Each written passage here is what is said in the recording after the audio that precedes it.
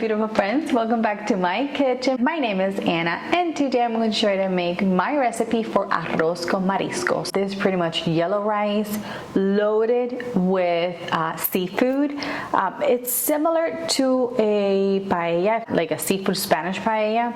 You know that it's loaded with seafood. It is kind of like inspired by it, but it's not a paella. Okay, so I just want to clarify that it's not a paella, but it is inspired by a paella. And this is just how I like to make it, and so I'm calling this like a Cuban version of arroz con marisco because it's just how we usually make it in Cuba. Let me show you the ingredients you're going to need so we can go ahead and get started. First thing we have is some rice. Here I'm using just some jasmine rice. A long grain of rice will work really well. So that's the difference between arroz con marisco and a paella de mariscos. For a paella, you normally will use a Valencia rice, which is a short grain rice that absorbs a lot more liquid. So you're gonna end up with more of think of it as a risotto consistency. It's gonna be a little more runny, a little more soupy. Arroz con marisco is a little bit drier, and personally that's how I prefer it, so that's why I like arroz con marisco instead of a paella. But if you want to turn this into a sort of paella situation, then you can use Valencia rice or any short grain rice will work. I also have some peas. These were frozen. I thawed them. You're gonna need salt, pepper, some parsley, extra virgin olive oil, red pepper, onion, garlic, tomato, red wine, and in here I have some paprika, a little bit of oregano, and a bay leaf. I also have my seafood mix. This comes with squid, clams, shrimp, mussels. Pretty sure you can find this in every grocery store. They sell a seafood mix. You're also going to need some vegetable stock. You can use water, but I find the vegetable stocks adds a little more flavor. You can use seafood stock, some fish stock, but I find that it just becomes too fishy. Or you can use some chicken stock, but I'm just going to use vegetable stock today. And here I have some saffron threads, and this is going to make the rice yellow. If you don't want to use the saffron threads, because I know they can be a little expensive and sometimes hard to find, you can use some of this bijol condiment. In Spanish we say bijol. I think in English you pronounce it bijol. This is just pretty much yellow food coloring that I like to use for my yellow rice.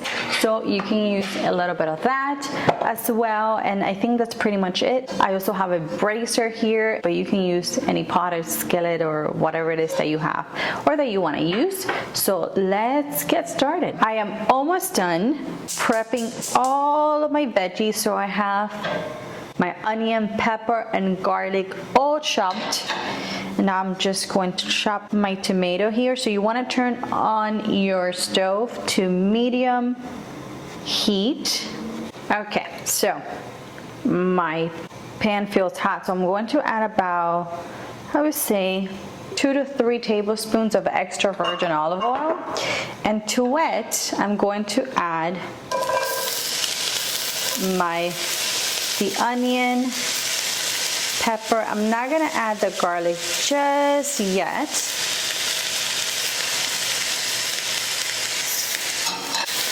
I'm gonna give this a quick stir. Let me season it with a little bit of salt.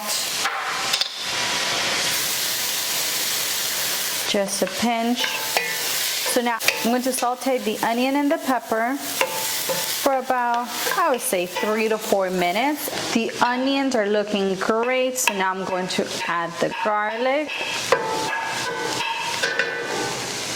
And I'm also going to add my tomatoes. So I'm gonna add that right in,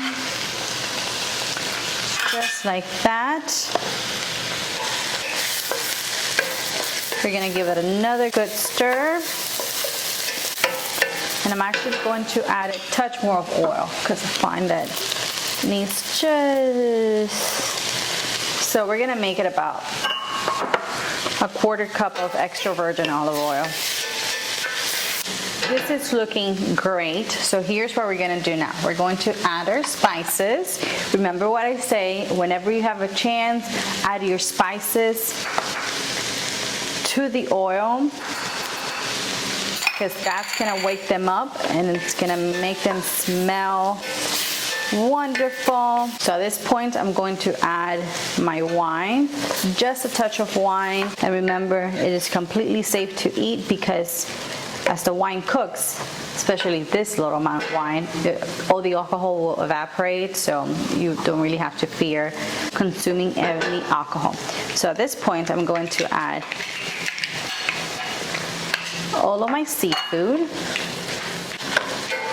And we're gonna give it a good stir. I am gonna season it again with just a touch of salt, so everything is well seasoned. And I did give my seafood mix a good rinse to get rid, especially since it has clams and mussels, to get rid of any sand or anything it might have. And I also went ahead and rinsed my rice. Let me just give that few seconds to cook. And meanwhile, I'm going to chop some parsley so I can add it in.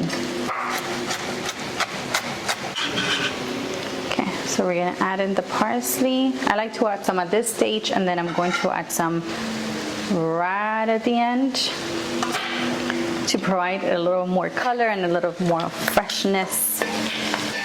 Okay, so as you can see, this is looking great. It's like a big seafood party in here. The colors are just beautiful. They're so fun. They're so bright and summery. So now I'm going to add my stock. I'm going to add a pinch of saffron, just a little pinch. We're going to sprinkle it in just like that. Okay, I'm going to add in my peas. I'm going to season this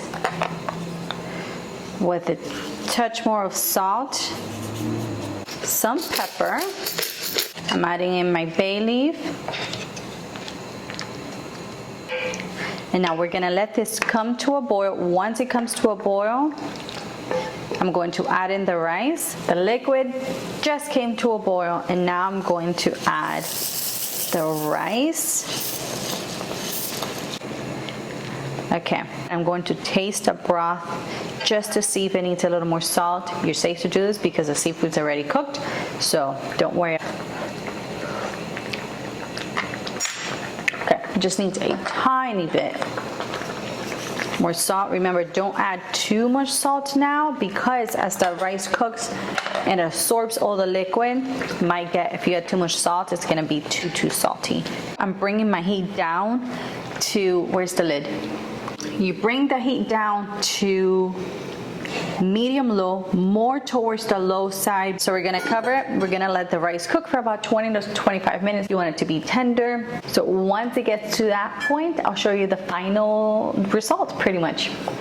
My rice cooked for 20 minutes and it is looking absolutely perfect. Smells great. Let's fluff our rice. I like to do this with a fork.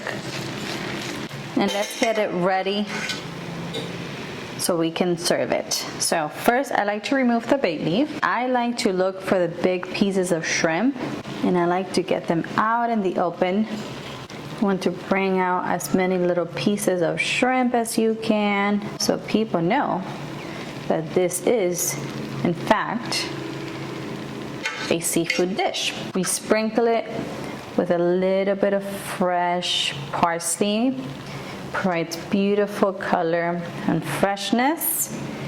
And we're gonna finish it off with some lemon wedges all around, and I like to do a little sprinkle of lemon juice, because as we know, lemon and seafood go hand in hand. And this is our final result. I am gonna go ahead and just dig right in. I don't wanna break it up too much because I do wanna take a pretty picture of it.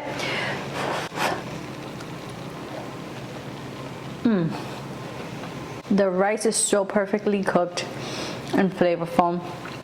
If you want to make this recipe, go to my website, anitasrecipes.com, for the full written recipe. You can find a direct link to it in the description box, and there you're going to find all the measurements and all the reading instructions and all of that good stuff. So I hope you guys enjoy. I'm telling you, this is absolutely phenomenal. I hope you make it, and I'll see you in the next one. Bye-bye.